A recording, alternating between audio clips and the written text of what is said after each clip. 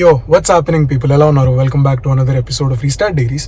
ఈ వ్లాగ్ నా previous vlog continuation. Previous వ్లాగ్లో Death Valley National Park and Hoover Dam cover చేసాం మనం ట్రావెల్ చేస్తూ. And right now I mean parking lot of Hoover Dam. ఇక్కడ నుండి నేను వేగస్ వెళ్తున్నాను. నా ఫ్లైట్ ఇంకొక 5 hours ఉంది. సో ఈ 5 hours, not 5 hours exactly 4.5 hours ఉంది. సో ఈ 4.5 hours 2 hours ఎలాగో నేను చెక్ ఇన్ అవన్నీ చేయాలి కాబట్టి we still have almost 2.5 to 3 hours. ఈ 3 hours నేను వేగస్ ఎక్స్ప్లోర్ చేసి వేగస్లో బేసిక్ ప్లేసెస్ ఏవైతే నేను చూడాలనుకుంటున్నానో అవి చూద్దాం అనుకుంటున్నాను. So for now let's head to a parking garage in Vegas హార్ట్లో, లాస్ వేగస్ స్ట్రిప్లో కార్ పార్క్ చేద్దాము. కార్ పార్క్ చేసి అక్కడ నుండి ఏమేమి చూడాలో ఎలా చూద్దామో అక్కడ నుండి వీడియో స్టార్ట్ చేద్దాం ప్రాపర్గా. So I will see you in the parking garage in 30 minutes.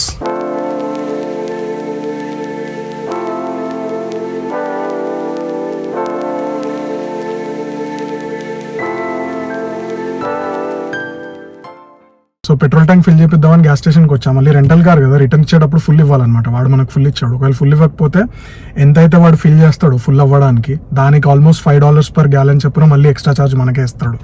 దాని బదులు $3 ఇక్కడ కొట్టించుకొని వెళ్ళి వేగస్లో లాస్ట్ మూమెంట్లో ఒక టిప్ ఒక $10 కొట్టించేస్తే అయిపోతుంది నాకు తెలిసి.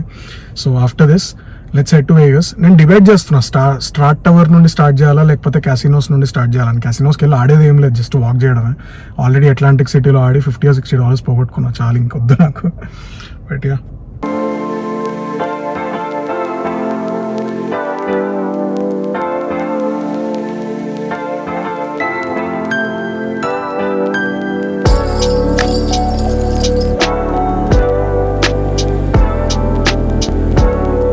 So it's 7 PM, just reached strata observatory deck parking lot. ఒక అడ్వాంటేజ్ ఏంటి అంటే మన కార్కి కనుక నెవాడా నంబర్ ప్లేట్ ఉంటే పార్కింగ్ ఫ్రీ అనమాట. So it's lucky that rental car నేను తీసుకుంది నెవాడా ప్లేట్ అయింది. యూజువల్గా రెంటల్ కార్స్లో ఏ స్టేట్లో తీసుకుంటే ఆ స్టేట్ ప్లేట్ నెంబర్ ఉండాలి అని చెప్పి రూల్ ఏం లేదు. సో నేను నెవాడాలో తీసుకున్నా కాబట్టి నాకు నెవాడాలో వచ్చింది లక్కీగా. అండ్ పార్కింగ్ ఇప్పుడు ఫ్రీ, ఆల్మోస్ట్ $20 to $30 సేవ్ అయింది. ఇప్పుడు వెళ్ళి అబ్జర్వేటరీ టికెట్స్ ఉన్నాయో లేదో చెక్ చేద్దాం. ఫస్ట్ ఉంటే స్టార్ట్ అబ్జర్వేటరీకి వెళ్దాం.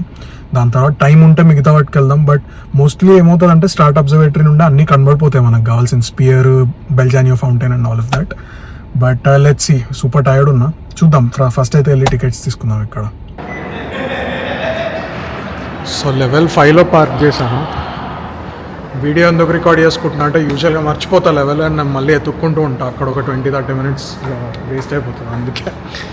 But let's go.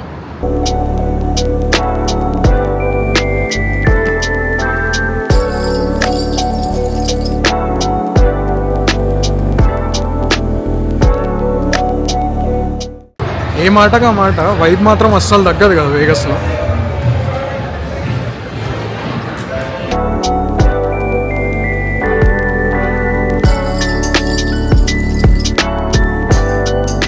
The tickets $38 పడింది. But I feel like it's worth it. ఎందుకంటే I've been to Statue of Liberty, Washington Monument no, but I've been to Space Needle which is 605 feet.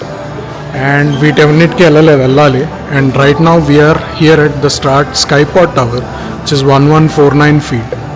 So almost నేను వెళ్ళిన Space Needle last year ఇదే time Jan 12th వెళ్ళా. Jan 12, 2025 వెళ్ళా. Almost ఇప్పుడు నేను double ఉన్న building లోపలికి వెళ్తున్నా, which is స్కైపాడ్ tower.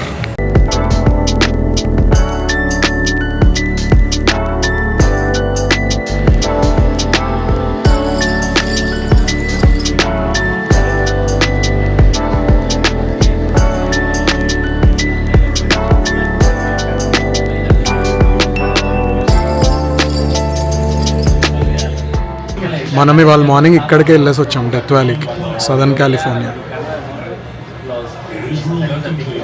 Red Rock Canyon దీని త్రూనే వెళ్ళాం.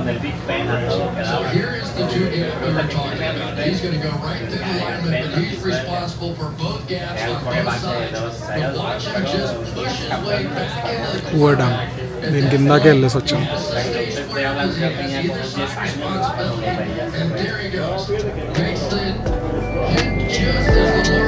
So 108th floor is inside, లోపల నుండి చూడొచ్చు. And 109 is out side. ప్రస్తుతానికి అయితే 108కి వచ్చాను. చూద్దాం ఇక్కడ.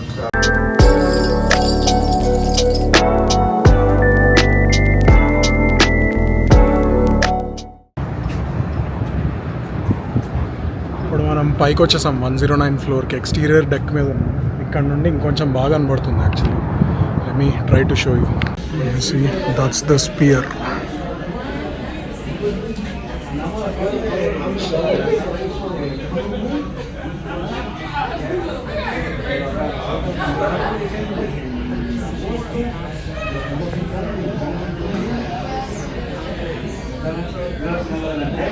But yeah man, this is nice view.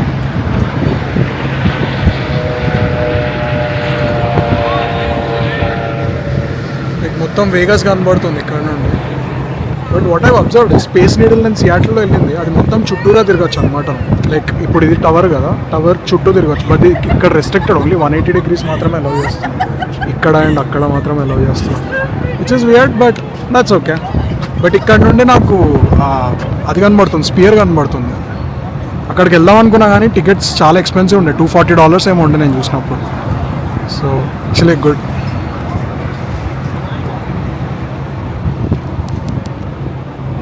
Like the experience, worth $36. Meanwhile, and of course బయట వాన పడుతుంది, సో వేరే ప్లేసెస్కి వెళ్ళలేము ఇప్పుడు. బెలాజినో ఫౌంటైన్ కానీ లేకపోతే క్యాసినో కూడా తిరగలేము, ఎందుకంటే అది అవుట్డోరే, మోస్ట్లీ అవుట్డోరే తిరగాల్సి వస్తుంది, కెనాల్ వాక్ చేయాల్సి వస్తుంది. అది కూడా చేయలేము ఇప్పుడు వాన పడుతుంది. సో ఒక 20-30 minutes కూర్చొని ఇంకా ఎయిర్పోర్ట్కి వెళ్ళిపోతా, కార్ రిటర్న్ ఇచ్చేసి ఎయిర్పోర్ట్లో కూర్చుంటా. I think that's the best move, ఎందుకంటే వానలో తడిసి సిక్ అయి మళ్ళీ నెక్స్ట్ వీక్ అంతా వర్క్ చేయాలి నేను.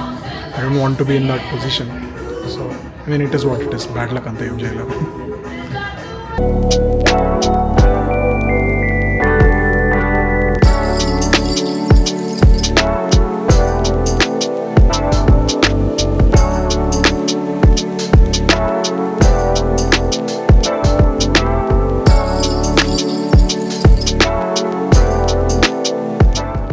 Two hours later.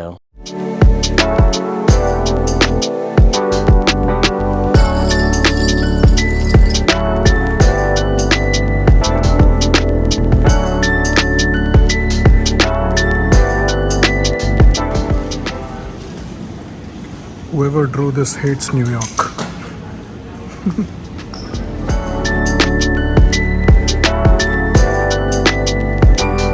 5 hours later. Yo, 6:25 p.m. అవుతుంది. Currently in Chicago airport. My flight at Vegas was supposed to actually depart at 11:45 p.m. Pacific Standard Time. కాకపోతే ఆక్సిలరీ ఇంజన్, ఆక్సిలరీ బ్యాటరీ ఏదో issue వచ్చిందని చెప్పి they had to do the check list again. So ఫ్లైట్లో మమ్మల్ని కూర్చోబెట్టి almost ఒక 1 hour అట్లా వాళ్ళు చెక్ చేస్తూ ఉన్నారు, ఫ్లైట్ ఎక్కడికి కదలలేదు. సో 1 hour అక్కడ డిలే అయింది. ఆ ఫ్లైట్ ల్యాండ్ అవ్వగానే నా కనెక్టింగ్ ఫ్లైట్ మిస్ అయిపోయింది అని చెప్పి ఫాస్ట్గా వరకు ఎత్తుకుంటే ఇక్కడ వరకు వచ్చాను. ఇక్కడికి వస్తేనేమో నా ఈ ఫ్లైట్ ఏమో 2 hours డిలేడ్, ఇదేమో ఎక్కకముందే డిలేడ్, అదేమో ఎక్కిన తర్వాత డిలేడ్. సో ఇప్పుడు ఆల్మోస్ట్ నేను 12 p.m.కి ఇంటికి వెళ్తా, దాదాపుగా హాఫ్ డే అయిపోతుంది. సో ఇప్పుడే ఆఫీస్లో మెసేజ్ చేశాను, they are okay with it, but ఇంకో 2 hours జస్ట్ అలా కూర్చోవాలి. అందుకే స్టార్ బక్స్ కాఫీ తీసుకొని కూర్చున్నాను. But let's see. Meanwhile,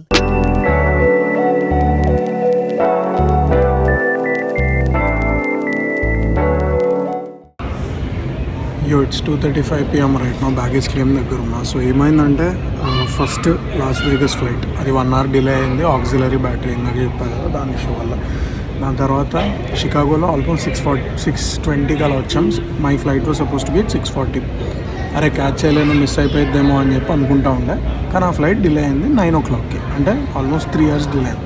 okay చలో మన మంచిగా అయింది అని చెప్పి వదిలేసా. ఆ 9ది కాస్త 10:30 అయింది, 10:30ది కాస్త 11:30 అయింది. ఇంకా నాకు ఓపిక పోయి నేను అక్కడికి వెళ్ళి డిఫరెంట్ ఫ్లైట్ అడిగాను అనమాట.